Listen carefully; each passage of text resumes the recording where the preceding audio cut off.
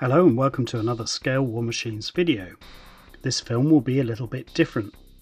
One of the questions I often get asked is how much time did it take to finish that particular model? Stay tuned to find out and see me modelling against the clock. To be honest, the time it takes to paint a model is something I don't usually think about. I wouldn't normally keep track of it or know how to precisely answer such a question. So this video will be an attempt to explore that, or rather to find out how quickly it's possible for me to paint and weather a model. The kit in question was made by my friend Herbie. Herbie kindly asked me to paint it and finish it, and I was honoured to do so. It's Tamiya's 1/35th scale King Tiger with the Henschel turret, an old but perfectly acceptable kit which he built using the Tamiya aftermarket Zimmerit set.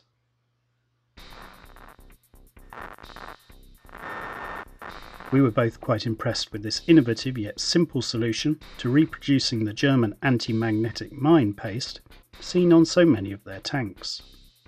So much so that I intend to use it myself sometime in the future on this kit of the Porsche turret King Tiger from the same manufacturer. Either way, here was a pre-made model that would provide the perfect base for an experiment. We decided to push ourselves to finish it to a decent level as quickly as possible, and to document the entire process, keeping a rigorous tally on time spent. The plan was I would paint it and show Herbie some of the techniques and equipment I use, and get him to try out various airbrushes and approaches to painting and weathering as well. Initially, the intention was to use one day to get the model painted and another day to get it weathered. This is the story of that process, and you'll be able to follow along and see how we did. It will be split into parts and each video will be about 10 minutes long and show roughly an hour of modelling time. As you watch it, hopefully you may pick up some new techniques or ideas and maybe a few quicker ways of working too. First step then was to get the model primed, a fairly standard process. It wasn't washed down beforehand, it was just blasted with air as soon as I got my hands on it to get rid of any dust and debris.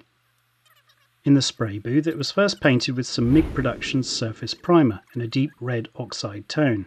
This is principally on the chassis underside and wheels, using an Iwata TR2 trigger airbrush, mainly so I could demonstrate the airbrush and give Herbie a chance to try it out. Like many MIG paints, and others like Life Colour, these primers respond well to air being blown over them, which dries the paint and flattens it down. The colour replicates the red oxide primer that would have been applied to the tank during manufacturing. We didn't cover the whole vehicle, but used it as a shadow effect on the lower part and the wheels. Then we quickly moved to a grey primer. We'll pick up with the red oxide shadows in the later steps. For now though, grey will suffice. I'm often asked if priming is necessary. As I've shown in past videos, that's not always the case. With, say, mixed media kits, it's a good idea to prevent problems with paint adhesion on brass or metal.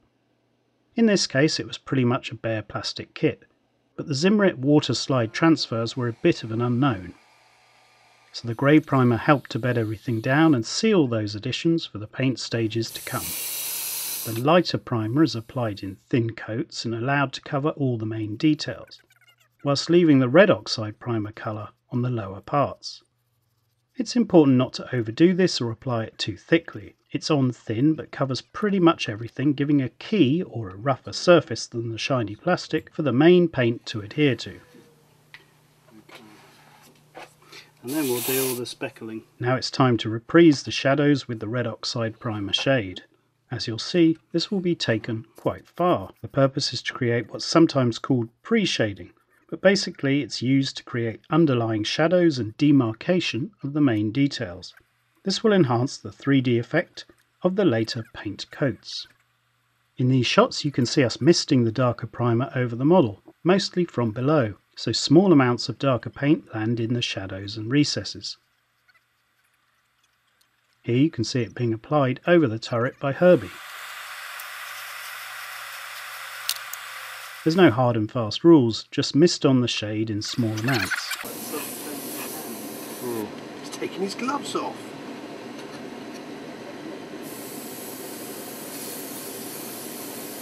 But it works particularly well from a low angle around the base of the turret, and generally it landed in the Zimmerit shadows, leading to a pleasing effect.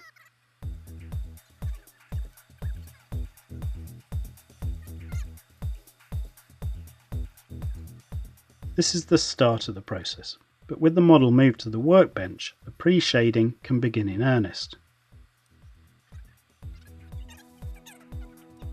You can see me picking out the details and structural lines on the turret with a fine airbrush and the pressure set low. This stipples the paint and makes it more haphazard and visually interesting. Don't be too obsessed about being super neat, a lot of this will get somewhat covered by subsequent coats. Then what you can do, because it's stippling, is the nearer you get the more intense it is. The further it is, the more... It'd be better with the turret out of the way and you can get around the turret a bit. The hatch. Yeah. Take the hatch off. Guardian of the hatch. Instead, create interesting shadows and feature lines around the tank. You can also add vertical streaks to parts of the model as well.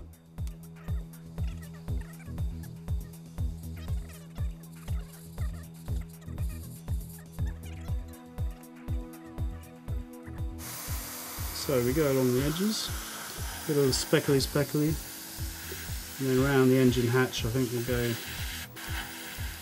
super speckly, like that.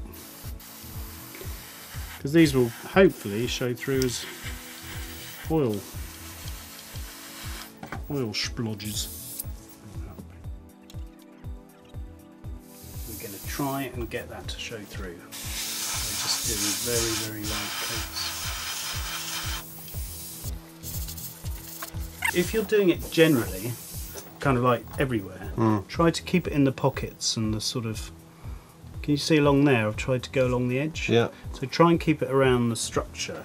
Yeah, I was trying to get behind the headlamp and okay, I was trying to get too intricate, and I've done all the face of it rather than the...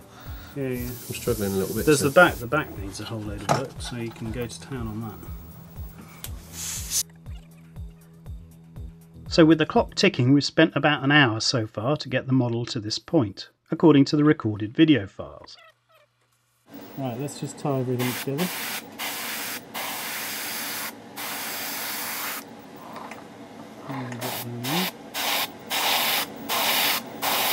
The model is primed, protected and pre-shaded with rough red oxide patches and lines, as well as shadows at key parts of the structure, like the lower turret, lower chassis, and even under the ridges of Zimrit.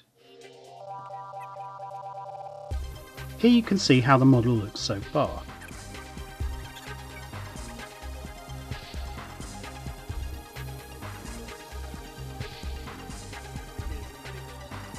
We're about 1 hour and 5 minutes into this, and in the next film I'll show you what happened in the hours modelling that followed, including applying the base shade,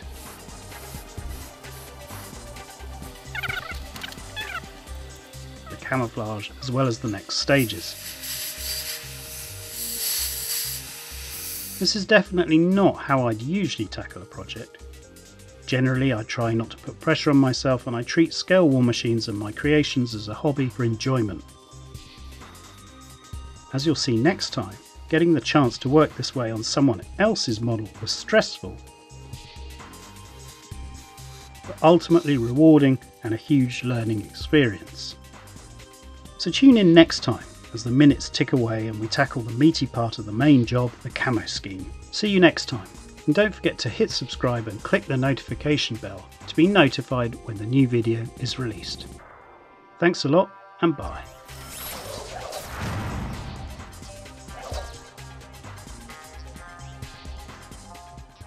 Subscribe for our latest videos.